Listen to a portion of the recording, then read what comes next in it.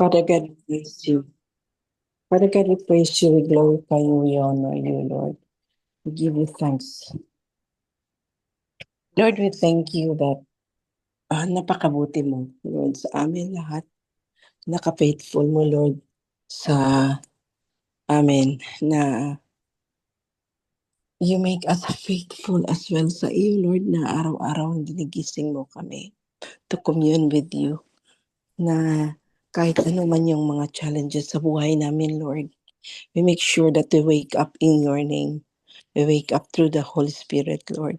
And we thank you that you give us the wisdom, the courage, the strength, and the peace in our life before we go to the world, Lord, kahit saan kami, sa amin dito, Lord, ay naumpisa pa lang ng araw.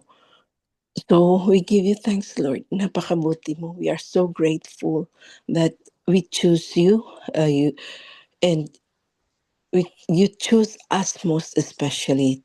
You use us, Lord. Ginamit mo kami at gagamitin mo pa rin hanggang sa gusto mo, Lord. At we surrender our life to you and our family as well, Lord. Sa lahat ng mga family na nandirito at nawala, na, yung iba nawala pa rin. Lord, we thank you and thank you sa devotion namin araw-araw na dahil sa kay Pastor Oswald Chambers, Lord, natatransform yung life namin um, every day.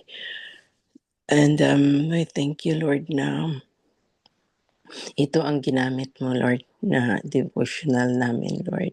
And we thank you for the life of Pastor Queenie na nandito ngayon sa umagang ito.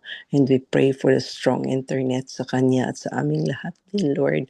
And we pray na maayos yung PowerPoint in Jesus' name so that we can be together and share your word, Lord. So in the name of Jesus, I pray, amen and amen.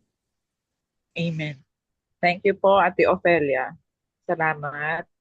Pastor Rory, okay po ba siya? Okay na po? Hindi pa rin po. So, sa Jesus' name, Pastor Rory, magkakaroon ka ng original. yung tawag dito, the Lord will provide para kahit na high-tech po yung mga ginagawang PowerPoint na isi-send po sa inyo, ma-open po.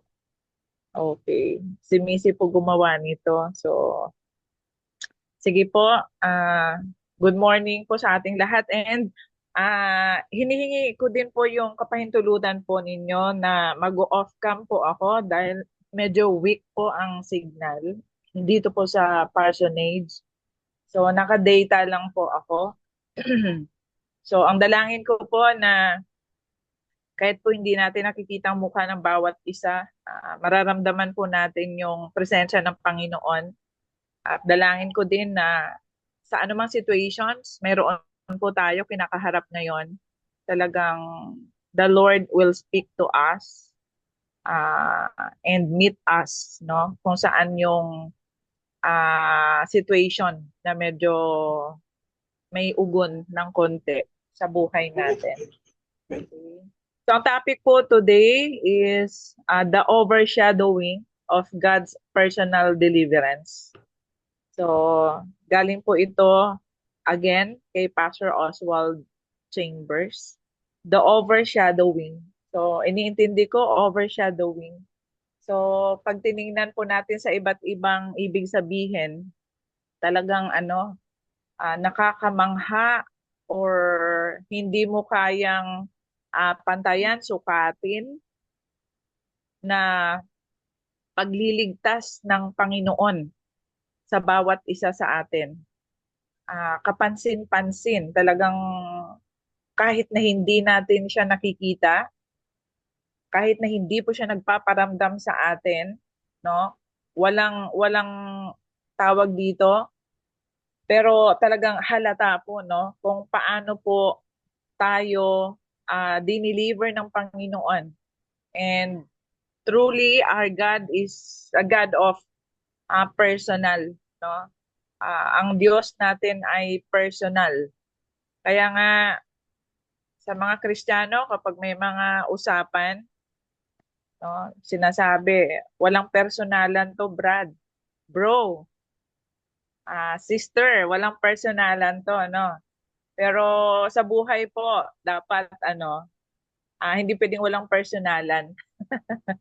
Dahil ang Panginoon natin ay Diyos na personal na nangungusap sa bawat isa sa atin, and personal siya mismo na talaga namang gumawa ng action, kaparaanan. He gave His very life for us to deliver us. So, yun po ay isang malaking pagpapala sa buhay ng bawat isa sa atin. So, ang sabi po ni Jeremiah chapter 1 verse 8, I am with you. Ang sabi po sa Jeremiah, si Lord ang may sabi nito kay Jeremiah, I am with you to deliver you, says the Lord.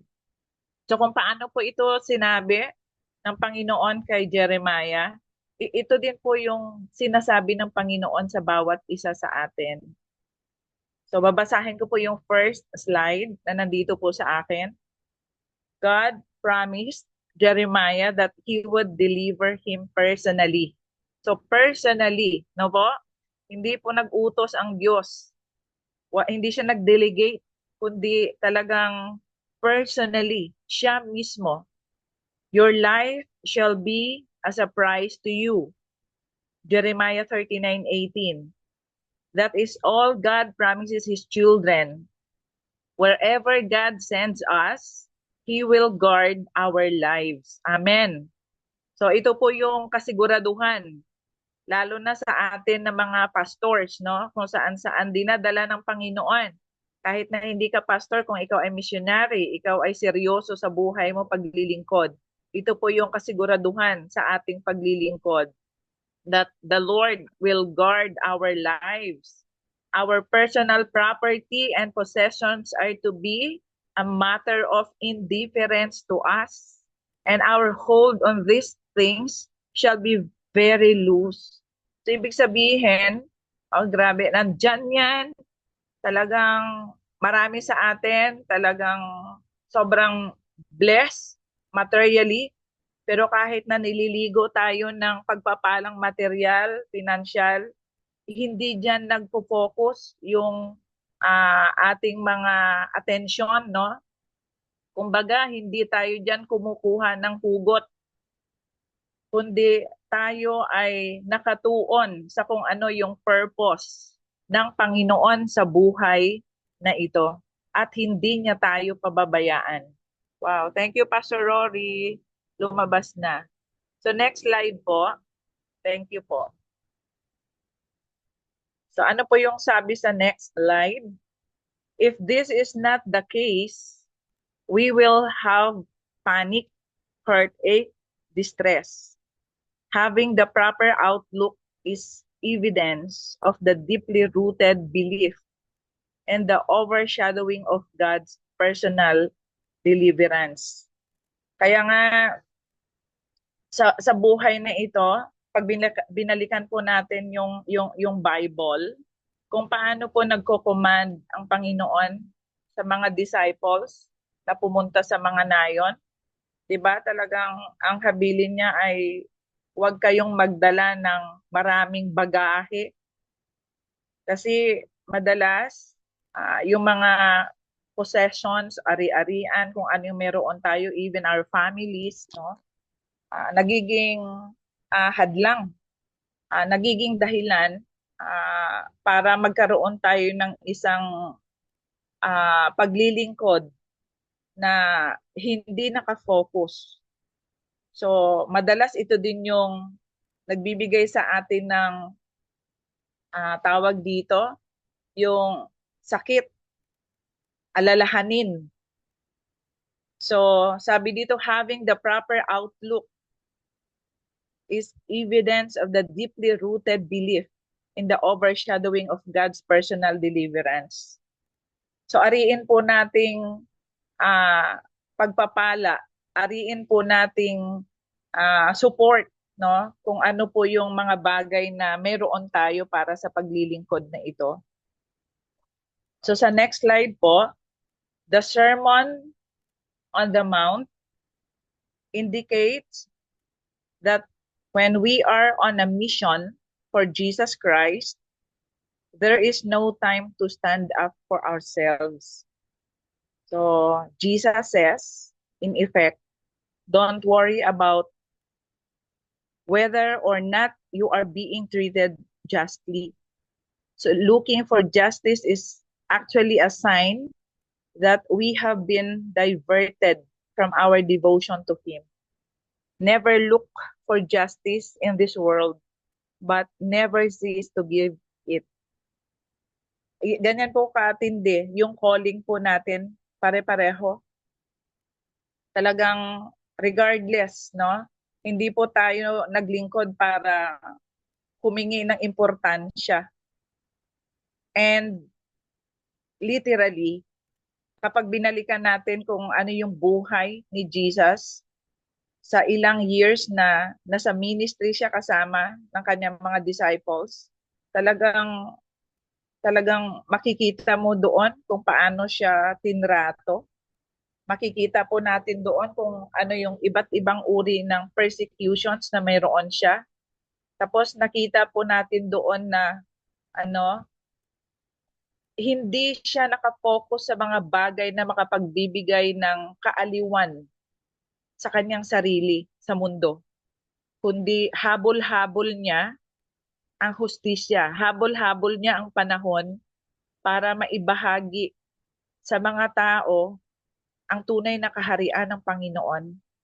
So hindi po siya nagpakita ng isang uri ng karakter na kailangan talagang tratuhin siya na hari kahit na siya naman talaga ang hari. So sabi dito, never look for justice in this world but never cease to give it. O nga naman, ang hirap hanapin ng hustisya sa mundo, no? Pero tayo mismo, wag tayong tumigil para ipagkaloob yung hustisya na nagmumula sa Panginoon. Naalala ko yung patutuo ni Peter Tanchi noong kinuwento niya yung kanyang anak na na-rape. Hindi isa lang, kundi 7 yung nag-rape sa kanyang anak kay Joy. So, tinanong siya kung nagdemanda pa siya or wala. Wala silang action na ginawa. Walang demanda, wala silang complaint. Hanggang ngayon, hindi nga nila alam kung sino yung nag-rape kay Joy. Kasi naniniwala sila that pagdating ng judgment, hindi man nila alam kung sino yung mga gumawang yon, pero alam ng Panginoon at tatanggap sila ng tamang hustisya, no? Dahil sa ginawa nilang yon, sila ay parurusahan ng Panginoon. So sabi nga ni Peter Tanchi, ano naman yung makukuha namin kung ipaglaban namin yung nangyari kay Joy? So sa kanya yon stand niya yon. So anong ginawa niya? Nagpatawad. So parang ganun lang kadali, Ganun lang kadali kasi sabi niya parang bigat sa ministry para ipaglaban pa namin yung mga bagay na tapos na. Tapos sabi niya ganon, kahit si Joy mismo, sinabi niya, all things work together for good for those who love God.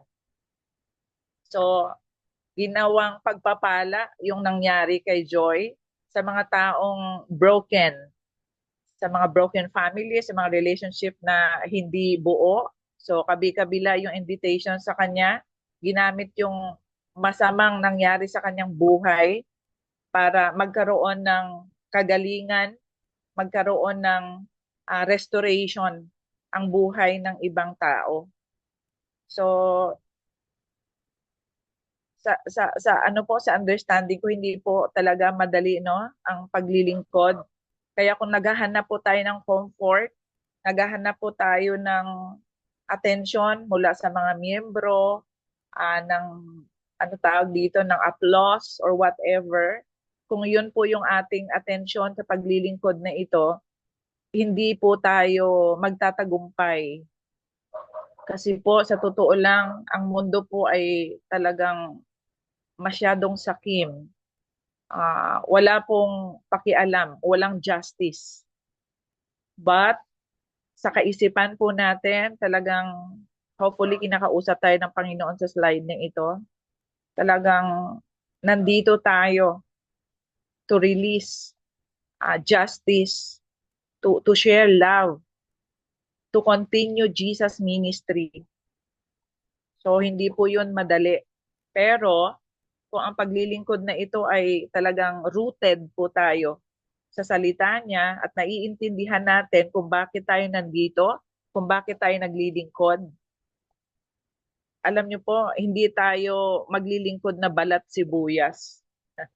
Sa halip, pagsisikapan po natin na ang mga taong nasa paligid natin ay maranasan din kung ano yung mga nararanasan natin, bakit hindi na tayo nasasaktan kapag may mga taong nananakit sa atin. Kasi naiintindihan natin, no?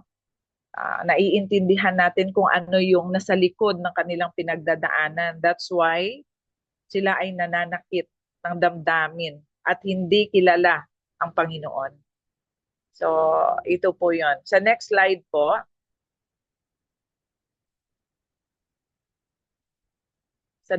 Pastor, sabi po dito sa akin, if we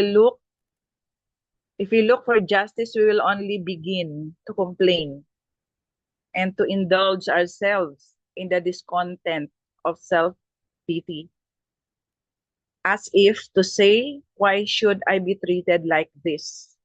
If we are devoted to Jesus Christ, we have nothing to do with what we encounter, whether it is just or unjust. Ayan po, talagang, wow, sabi ko, Lord, sabi ko, thank you, Jesus. Kasi habang binabasa ko po itong slide na ito, kinukumpara ko at chine-check ko yung aking personal na buhay sa paglilingkod, personal na situations, sa kasalukuyan. So salamat Panginoon kasi sa grasya mo nagiging kontento ako kung ano po yung meron ako ngayon. Nagiging kontento ako sa presensya mo kahit na ako mag-isa.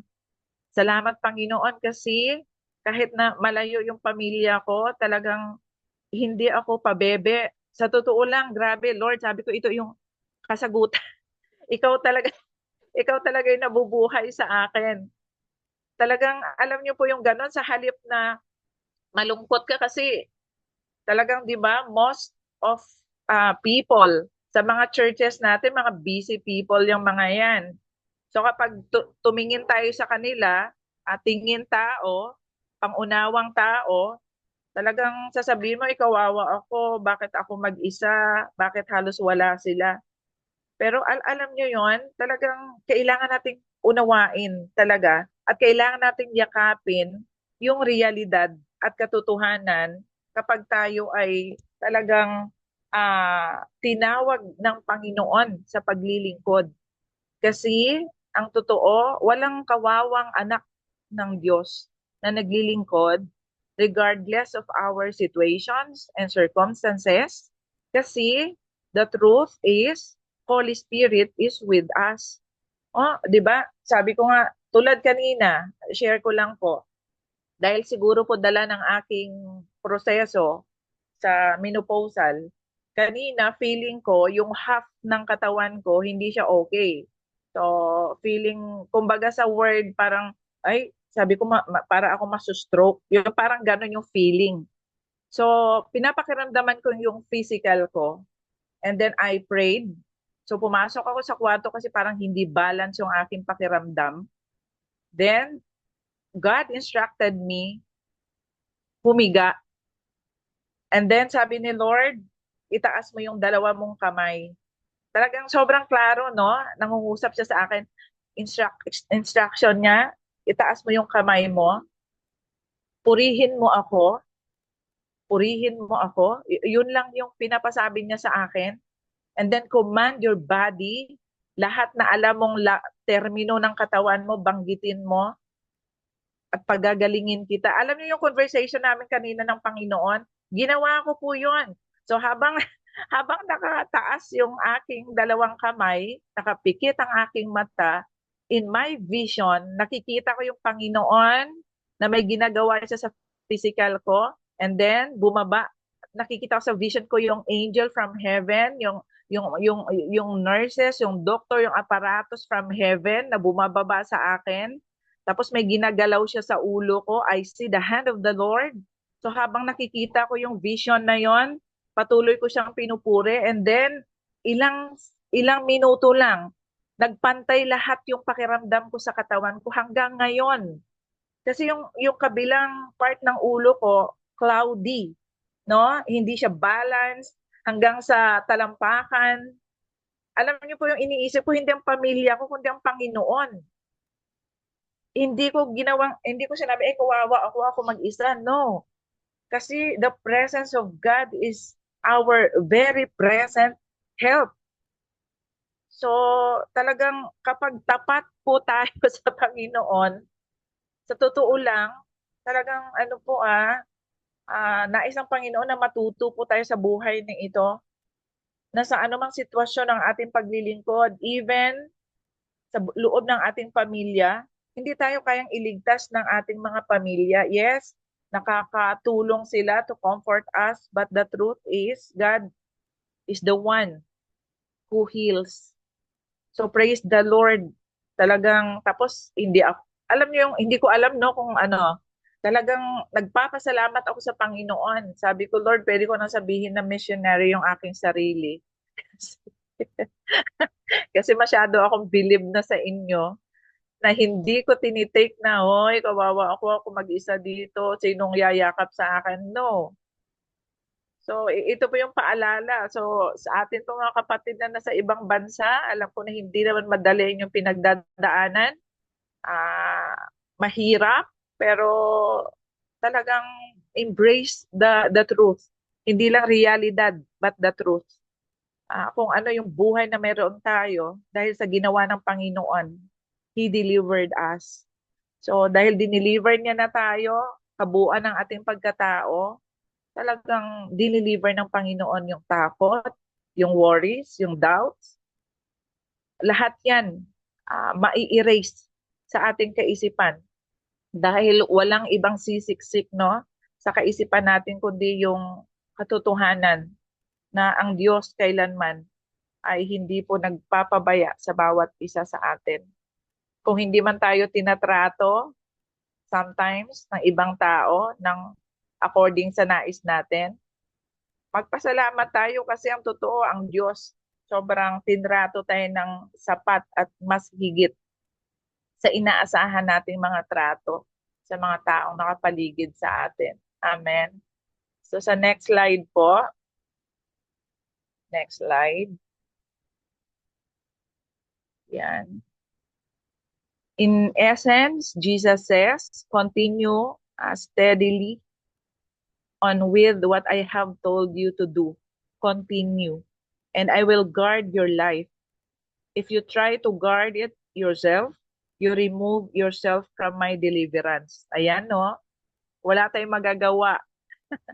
Hindi natin kayang solusyonan ang ating mga sarili. So, ibig sabihin, kapag kilos tao, sabi dito, klaro, inaalis mo ang sarili mo sa pagliligtas na personal na ginawa ko. At nakakapagod po yon. Hindi na po madali ang mundo ngayon, magulo. So, hindi naman pag Kristiyano po tayo at alam na natin ang laman ng Bible, hindi naman po tayo na kailangan matakot or mangarag. At hindi mo pwedeng sabihin na, hala, bakit nangyayari ito? Kasi nasabi na po sa Bible yan.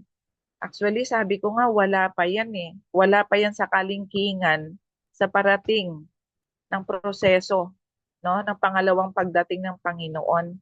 So, saan natin ilalagak ang ating tiwala sa Diyos? No?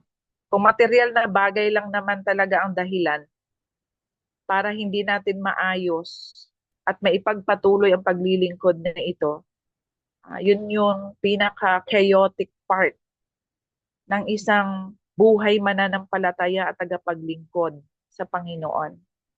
So wag po nating hayaan na maging dahilan yung mga circumstances, mga bagay-bagay para sa paglilingkod na ito.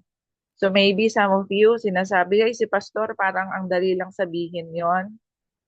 Totoo naman, naiintindihan ko kayo, pero bakit ko sinasabi ito ngayon? Kasi ito po yung nararamdaman ko. So it is my prayer and declaration na umasa po tayo sa Panginoon. Hindi po sa mga sarili nating diskarte, hindi po sa mga sarili nating ari-arian. Hindi po tayo kayang iligtas at dugtungan ng kahit na anong bagay, no, sa buhay na ito. Only God can satisfy us, wala nang iba. Kaya siya lang po yung aasahan natin kasi hindi po siya nagmimintis. So continue talaga. Ano ba yung sinasabi ng Panginoon na pinapagawa sa atin? Magpatuloy lang po tayo hanggat sa ating makakaya. At huwag po tayong tawag dito mag-quit. Pwede magpahinga, pero huwag po tayong huminto. Dahil hindi po yun ang sabi ng Panginoon. Amen. So sa next slide po.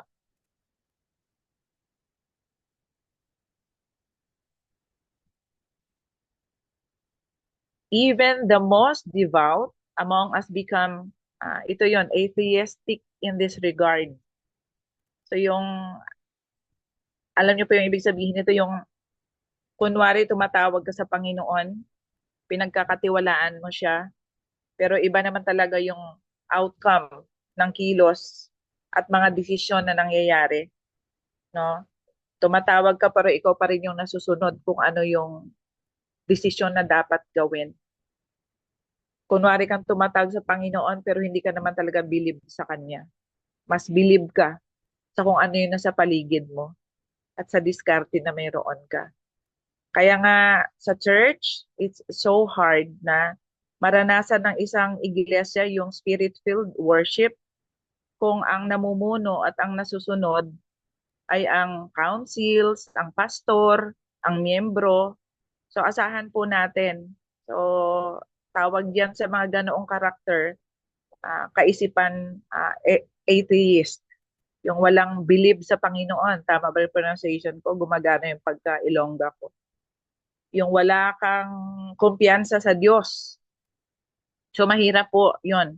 Kagabi, may isang member na nag-chat sa akin, Pastor, totoo po bang naririnig po ang boses ng Panginoon? Totoo po ba na nagsasalita si Lord? So, nag-reply po ako sa kanya according kung ano po yung nakasulat sa Bible. So, sinagot ko po siya, biblical base. Okay po, noted po, Pastor. Nagsasalita po si Lord. Sabi niya, namimili lang po ba ang Panginoon? Kung sino yung po yung pwede niyang paringgan ng kanyang boses? Yun yung mga tanong niya, no? Kaya sa churches, talagang siguro it's time for us to check. Talagang ang dami po talaga hindi nakakaintindi, kagaya ko noon, na hindi rin nauunawaan kung paano marinig ang boses ng Panginoon. So, biblically, naririnig po ang boses ng Panginoon, nagsasalita po siya. So sabi dito, we do not believe Him. Ayan. We put our common sense on the throne and then attach. So God's name to it. So we do lean to our own understanding instead of trusting God with all our hearts. So yun po yung Proverbs 3:5, 6. Ito po yung aking personal Bible verse. To trust in the Lord with all my heart. Talagang, so anong action kapag ganoon? Siyempre, when we trust the Lord, kailangan mong magpa-confirm. Kailangan mong humingi ng confirmation. Kasi kung minsan, ang enemy, nag-a-atake po yan, attacking us. So, ito yung isang sitwasyon sa buhay na talaga namang huwag tayong manahan, no? Sa ating sariling galing at diskarte, kundi sa nais ng Panginoon talaga. Pagkatiwalaan natin siya kung ano yung mga bagay na nais niyang ipagawa sa atin. At syempre po, hindi naman madali po ang magtiwala sa Panginoon.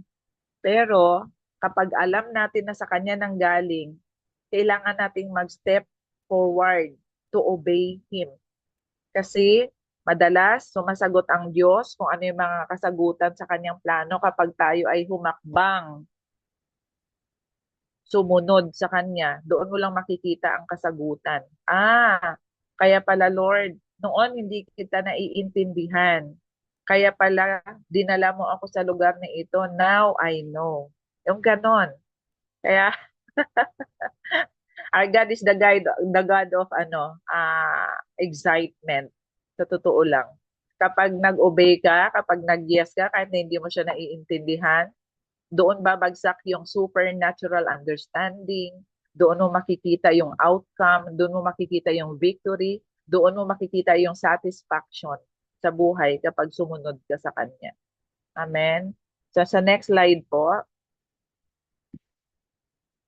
salamat Pastor Rory. So wisdom from Pastor Oswald, the main characteristic which is the proof of the indwelling spirit is an amazing tenderness in personal dealing and a blazing truthfulness with regard to God's word.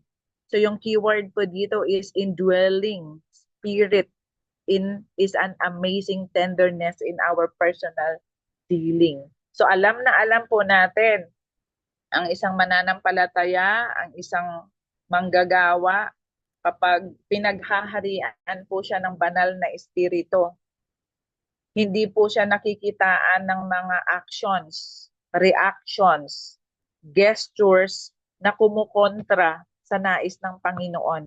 Kahit po na hindi niya naiintindihan kung ano ang pinapagawa ng Panginoon, pinipili niya ang sumunod. Kasi alam niya na hindi siya mapapahamak, kundi yun ay kanyang ikabubuti at ikabubuti ng mga taong makakasalamuhan niya. So lagi nating tandaan kung gaano katindi ang kapangyarihan ng banal na espiritu kapag ito ay naghahari sa ating buhay. Nagbibigay po ito ng kapayapaan. Tinutuwid po yung mga bagay na hindi tuwid sa buhay natin. At nililid po tayo sa right path kahit na hindi po natin naiintindihan. At higit sa lahat, binibigyan niya tayo ng kapangyarihan upang masense, maunawaan, makita kung ano ang pangarap ng Panginoon sa bawat isa sa atin. At higit sa lahat, lagi niya tayong binabalik sa ginawa ng Panginoong Hesukristo at pinapaalala sa atin ang mga pangako ni Jesus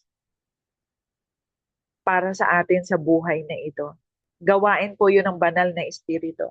Kaya wala pong spirit-filled na kinukontra ang nais ng Panginoon. Kapag sinasabing Holy Spirit-filled ka, talagang naalala ko yung panahon namin nila Ate Vida, no? Pastor Joanne, tsaka ako sa sa Pampanga. Tawag sa amin mga baliw. Kasi masyado daw kaming believe kay Holy Spirit. So, ako din tinawag ding Madam Auring. Kasi bakit daw pag pumipikit ako, pag nagpipray, yung mga sinasabi ko, imposible. Pero salamat naman sa Panginoon. Kasi lahat naman na nirelease, regardless kung gaano katagal, may mga nagko-confirm, Pastor, yung sinabi mo noon, yung pinag-pray mo, nangyari. Yung isang deaconess po sa sa UMC dati, ilang years hindi siya nabuntis, no? So 10 years na ata. Nung pinag-pray ko siya, nag-declare ako sa womb niya na magka-baby ka. Kahit na sinabi ng doktor na imposible na. So nag-declare ako sa kanya, sabi ko ito yung pinapasabi ng Panginoon, magkaka-baby pa kayo. So, ng isang linggo lang, nag-post, nakita ko buntis na siya, 5 months. So, kinongratulate ko siya. Tapos, kinagabihan ulit, nag-PM siya sa akin. Pastor Queenie, naalala niyo po yung prayer niyo po sa akin. Oo nga, ang tagal na noon, no? Sabi niya, ito na po ako ngayon, magkaka-baby na. Tapos tumawa ako, sabi ko, oo nga eh, di ba may pustahan pa tayong sapatos noon? Kapag nabuntis ka, bibili mo ako ng shoes. Oo nga, sabi niya, tapos natawa. Ano bang size ng paa mo? So, hindi ko na siya sinagot kasi natuwa ako na buntis siya pero hindi na after dun sa shoes. Baka magka-issue pa. So, ito ano, our God is so good and He is so faithful para pagdudahan natin yung ginawa niyang hakbang na pagliligtas sa atin.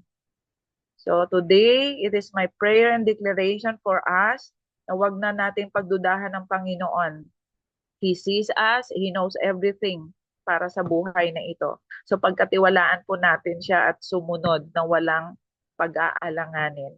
At sa akin pong pagtatapos, nais ko pong pakiusapan si ang atin pong mahal na Pastor Dave to close us in prayer and declaration po para sa topic na ito. Pastor Dave, are you able po? Yes, Thank you Pastor po. Queenie. Thank you po. Tayo po ay manalangin.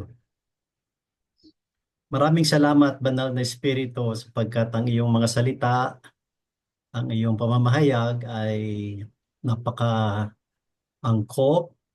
at napapanahon. Maraming salamat, Panginoon, sa katotohanan mo ng sinumang sa iyo ay nagpapalukob o nagpapasakop ay maraming nararanasan, Panginoon, na pagpapalaya, maraming karanasan ng pagpapala. Muli, Panginoon, salamat po sapagkat ang buhay at ministeryo at patotoo ni Pastor Queenie ay patuloy na nagsisilbing inspirasyon at ganun din pagtutuwid sa amin. Tunay, Panginoon, na ang kapangyarihan mo, ang iyong indwelling power, Lord, ay kayang lampasan ang anumang uri ng o mahirap na sitwasyon. Tunay, Panginoon, na ang iyong overshadowing presence, Lord God, will be over our problems, our difficulties. Your overshadowing presence and power always over our needs. Panginoon, ang iyong pong kapangyarihan ay hindi siya concern sa lugar o layo o panahon. Samang kaming dako naroroon, Panginoon, ang power mo, ang presence mo is always constant, consistent, and true. Sa iyo, Panginoon, ang aming pasasalamat at ito rin, Panginoon, ang aming pag-asa. Sa pangalan ni Jesus. Amen. Amen. Amen. Thank you, Amen. Pastor Rory. Babalik ko na po sa inyo. Salamat po. Salamat din po. Asan na? Wait lang po. Ayun. Okay. Thank you for it. Thank you. Thank you. Thank you. Thank you, Lord. Thank you. Thank you, Jesus. Thank you, Holy Spirit. Sige po mga kapatid, patuloy po tayo po sa diwa po ng panalanginan. And sa araw pong ito ay panalangin po natin ang Department of ang Arts and Entertainment. Today is a pillar of the society is the arts and entertainment. So, sa loob po ng 1 minuto, tayo po ay manalangin at atin pong ipanalangin ang bawat mga gumaganap sa entablado, gumagawa ng mga artistic na tunay na gagamitin din sila ng Diyos upang maimpluwensyahan ang bawat mga kabataan sa larangan ng sining, larangan ng mga bawat mga stage play upang ang Diyos lamang ang may pahayag at ang tunay na isang impluwensya din sa bawat sosyedad, sa ating pong bawat bansang ating kinabibilangan. Sa loob po ng 1 minuto, tayo pong lahat ay mag-amute. Maraming salamat po, Panginoon. Most precious Heavenly Father, nadalangin namin na-involved sa arts ang and sining at ang mga artista, mga direktor, produce mga programs, manggagawa, Christian, pelikula, Panginoon, yung mga drama artists, during walang bigyan ng knowledge sila na Holy Spirit, ituon ng give them Bilang- wisdom. Keep them, Lord. lahat ay tungkol sa iyo, Panginoon. arts and Encounter entertainment. them, Father God. Thank you. Encounter them Totohanan today. ng Panginoon. Salamat po, Panginoon, upang That- lalang maging impluwensya sila sa iyo, Lord, para sa ikaw. kung Sa tanging pangalan ni Jesus. of lies and deception, Jesus, may Lord God for your utmost sovereignty over His pillar in Jesus. Sige po, patuloy po tayo po sa panalangin. Ipanalangin po natin ang bawat iglesia, ang bawat ating mga kapatiran na numareleyo ng kanilang kinabibilangan at lalong-lalo na yung naniniwala sa tatlong person at iisang Diyos, sa Ama, Anak, at Espiritu Santo, na sila'y mananatiling tapat sa Diyos at tunay na sa gitna man ng anumang mga pagsubok.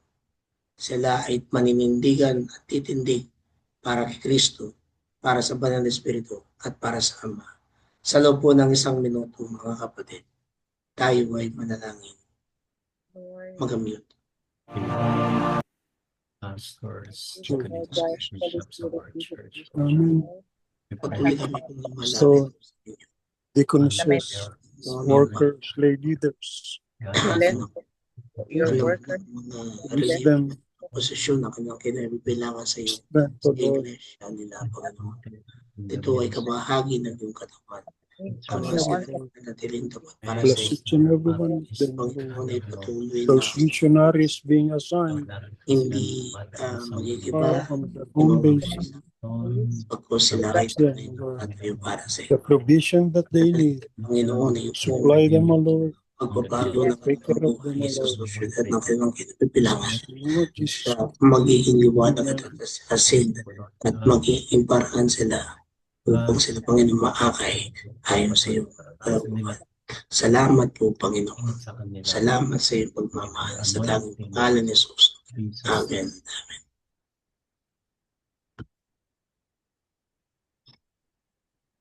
Sa oras pong ito, mga kapatid, pwede ko pong mahilingan dito upang ipanalangin ang may mga karamdaman. Pagpasalamat natin sa Diyos ng kagalingan na kanilang mararanasan. Ang bawat mga pinansyal na kanilang pangangailangan ay ipagkakaloob at tunay na sa bawat emosyon ay tunay na ang Diyos din ang magbibigay sa kanila ng kasiguruhan na sila ay pagpapagalingin ng ating Panginoong Jesucristo. Sa loob po ng 1 minuto at mahilingan ko pong dito. Ate Rona, can you lead us for the prayer please after the 1 minute? Okay, Pastor. Maraming pong salamat.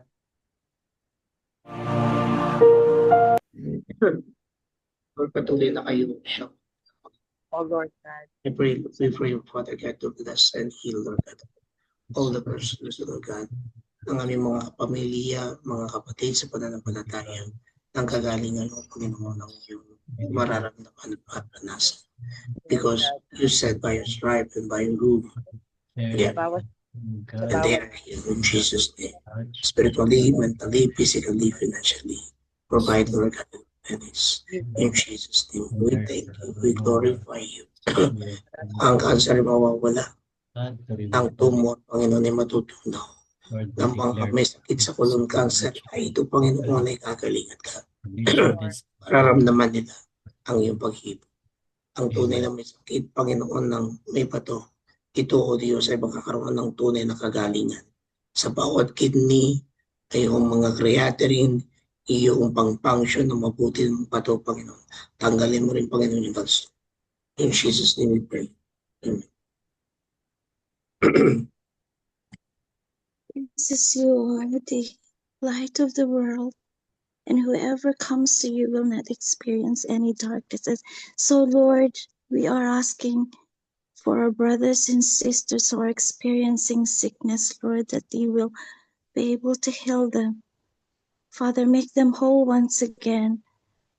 Our brothers and sisters, especially those who are in our Zoom list.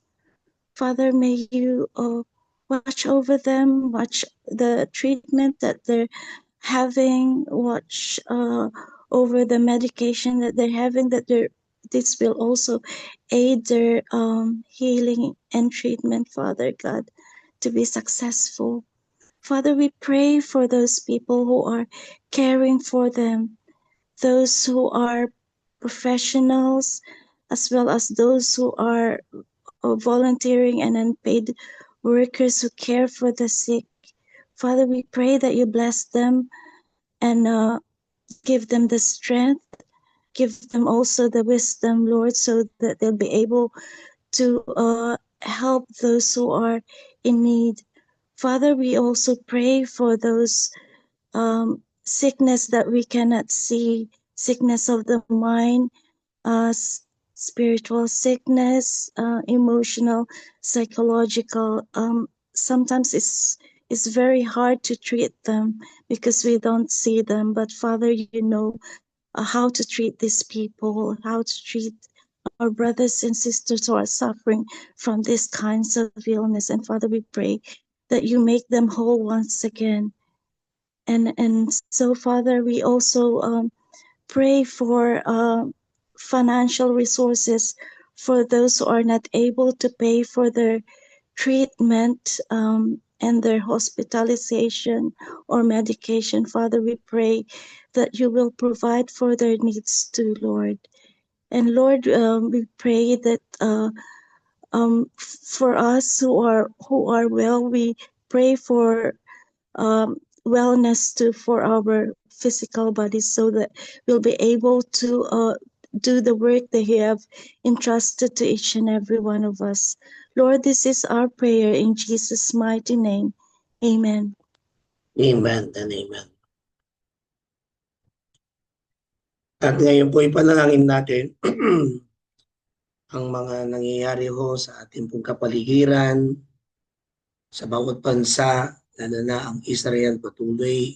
Ipanalangin natin ang kapayapaan sa pagitan ng Iran, Palestine, Lebanon, Yemen, at ang grupo po ng Hamas. Patuloy po nating ipanalangin ang Ukraine at ang Russia, yung kanilang mga negosasyon, yung peace talk, at ang Pilipinas sa China. Ang nangyari din po sa Canada, sa India at sa Pakistan. Yung nangyayari din pong kaguluhan po sa Africa regarding about their beliefs or religions, about the politics there. Ganun din po sa US, sa America at Canada. Patuloy na maging smooth ang kanilang bawat mga transaksyon sa pagitan ng bawat Prime Minister at ng Presidente at ng Australia. Sa loob po ng 1 minuto. And then, pwede ko pong mahilingan po dito. Pastor Queenie, can you lead us for the prayer after the 1 minute? And then, pray for the nation and the government sa bawat mga bansang ating pong. Salamat po. Let us all unmute, my brothers and sisters in Christ.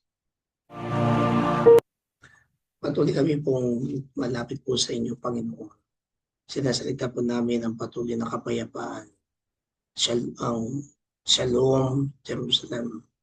Shalom, Israel. Peace, prosperity sa iyong bansang pinili. Remember, Lord God, your promises to our forefathers in faith, in Abraham, Isaac, Jacob, because you always have promised that you never leave nor forsake all to whom who believe in you. And truly, O Father God, you are our God. You are our Father. We speak for peace. We speak for immunity. We speak for love in each country. In Jesus' name, amen. Sir Winnie. Yes, Lord. Right now, O Lord God, dinideclare ko, Panginoon, ang pangalawang Kronika 7:14. Lord, heal our land, O Lord God. At Panginoon, tulungan mo kami na hanapin, Panginoon. Hanapin ang iyong mukha. Tulungan mo kami na magpakumbaba sa inyong harapan, manalangin. Kasi ang pangako po ninyo, Panginoon, ay igagawad po ninyo, pakikinggan po ninyo mula sa kalangitan ang anumang aming kahilingan, ang aming pagpapatawad, ang aming mga kahilingan, Panginoon, para sa pagpapatawad. Tutugunin niyo po ang aming mga kahilingan. Panginoon, kayo po ang may kontrol ng lahat ng bagay. So kaming mga anak mo, O Lord God, teach us, O Lord, to humble ourselves before you, O Lord God. Patawarin mo kami, Panginoon, kung sa mga sitwasyon na ito, Lord, sa aming mga buhay, Panginoon. Ang iba sa amin, Panginoon, ay talagang hindi pa naiintindihan kung ano yung mga nangyayari. Lord, I declare, Lord, a peace sa bawat nation sa nakakaranas, Panginoon, ng kaguluhan. Dinideclare ko ang restoration. Dinideclare ko, O Lord God, ang protection, ang paglingap sa lahat ng mga affected, Panginoon, ng mga pamilya, sa lahat ng mga namatayan, sa lahat, Panginoon, ng mga pamilyang sa kasalukuyan, O Lord God, ay nakakaranas ng iba't ibang uri ng paghihirap, Panginoon, sa physical, sa kabuuan ng kanilang pagkatao. Lord, we claim na naniniwala kami, Panginoon, na inaayos po ninyo ang mundo. Kaya inaalaw ninyo ang kaguluhang ito. So Lord, tulungan mo kami, Panginoon, na ma-meet namin, Panginoon, kung ano yung mga instructions na mayroon ka para sa amin. Gawin niyo po kaming mapanalangin, Panginoon, at gawing isang mananampalataya na laging inaalala, pinapanalangin, Panginoon, tinataas sa inyo ang bawat nasyon sa buong mundo, O Lord God. Alisin niyo po sa amin yung spirit of being selfish, Panginoon, na sa aming pananalangin, Lord, ang aming mga personal lang na desire, ang aming inaalala. Panginoon, inaalala namin ang buong mundo, Panginoon, na kung saan kayo ang may control. I declare, Lord, total healing and restoration to all nations na nakakaranas, Panginoon, ng ganitong uri ng paghihirap, gyera, gutom, Panginoon, at iba't ibang persecutions, O Lord God, injustice, O Lord God. Pour out your mercy, O Lord, hindi lang sa mga nations na may war, kundi sa bansang Pilipinas, Panginoon, kung saan talamak, Panginoon, ang siraan. Ngayon, Lord, sa aming mga leaders, para sa kanilang mga personal na desires, O Lord God, sa posisyon, Panginoon. Talaga, Lord, talaga, tulungan mo ang aming bansang Pilipinas. Tulungan mo kami, Panginoon, na maiahon ito, Panginoon, sa anumang uri ng corruption, O Lord God. At higit sa lahat, Lord, teach us, Panginoon, tulungan mo kami na laging mindful sa kung anumang nangyayari, Panginoon, sa aming kapaligiran, lalo't higit, O Lord God, sa aming mga personal na buhay, sa aming pamilya, maliit na pundasyon ng lipunan, Lord, pamilya. Subalit dito, Panginoon, nakikita at nagmumula ang tunay na restoration kapag sama-sama kaming nananalangin, humihingi ng kapatawaran at kalinisan sa inyong harapan. So, Father God, thank you for today. We claim and we believe, Lord, your mighty move, O Lord God, sa mga bansang may hidwaan. Tinatanggap namin at pinaniniwalaan ang kagalingan ng bawat bansang may sakit, Panginoon. In your name, Jesus, by the power of the Holy Spirit, amen and amen. Amen and amen. Para po sa atin dumating ang kanilang araw ng kapanganakan at anibersaryo or church anniversary. Kung wala po, pwede ko pong mahilingan po sa Thanksgiving prayer. Pastor Jeneline, can you lead us for the Thanksgiving prayer? At si Pastor David sa benediction. Marami pong salamat. Sige po. Let's pray. Gracious and loving God, thank you for the word, O God, that you have revealed to us today, Father. Hallelujah. Thank you, God, for your endless blessing, for life, O God, love. And thank you for all provision. And Heaven, Father God, for your unmerited grace. Thank you, Father, for the gift of family, Lord. Itong Lord Global, Father God, na kung saan nandito na kami, Panginoong Jesus, nilagay mo na sa puso namin. Everyday, Father, na dapat kaming sumali, kasama kami dito kahit anong mangyayari. Thank you so much, Father, even for our community, for moments of joy, Lord. Thank you, even Father God, for the lessons in trials and the peace that comes from trusting you, Lord. We thank you so much, Lord God, and we praise you for your faithfulness in every season, for your mercy, hallelujah, that renew us, Lord God, every morning, every day, Father, for the hope, Lord Jesus, we have, oh God, hallelujah, in your Son, Jesus Christ, our Savior. Lord, thank you so much, Father God, for the life of Pastor Rory. Thank you, God, that patuloy mo siyang iniingatan, patuloy mo siyang hinawakan sa buhay ni Pastor Dave, sa Bland, Father.